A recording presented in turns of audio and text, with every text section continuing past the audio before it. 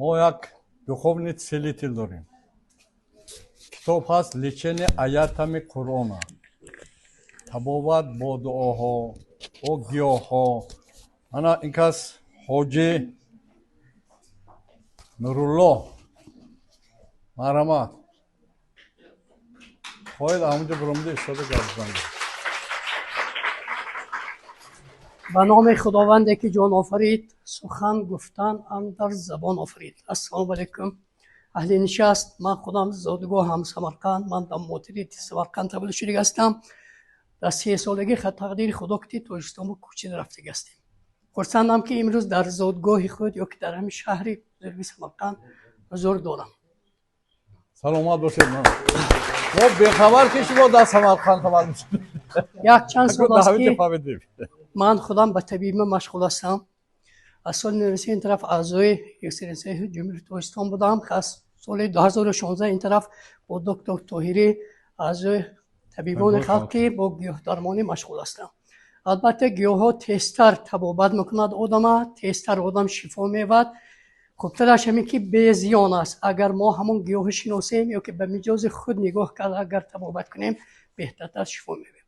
حتی در همین داروخانه‌ای که همون محصولات های داروواری که هست خواه کپیل نیست خود دیگر حب‌هایی که ما استفاده میبریم اگر ترکیب همونا خوبتر اگر آموزیم در تمام ترکیب همونا خودش گیاهایی که در همین طبیعت موجود است هستند.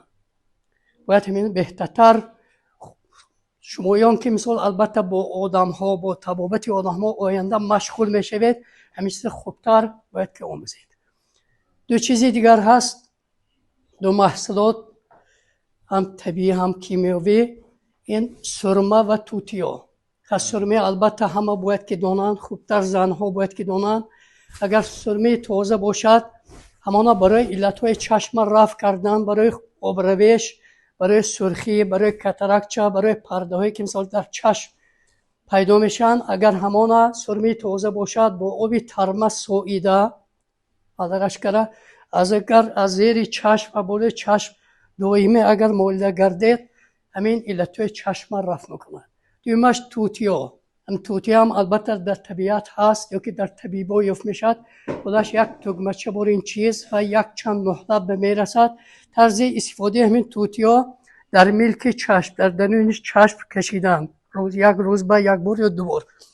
البته من باور دارم که علتهای چشم رفع میکنه، برای اینکه من در بیماری که خودم با مراجعه میکنم بسیارتر برای علتهای چشم همین 2 چیز استفاده میبرم. با غیر از این خیلبه هست بهترین دوا یا که طبابتش خوبتر مول آدمه بود که از جراحی یا که از همین دکتری چشم دست کشیدن همین 2 چیز که خدا شاید طبابت کردن.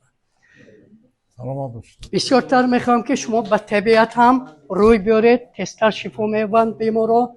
انشاءالله خدا خود شما هم الهیم بیمار نشوید، الهیم تمام مردم بیمار نشوند.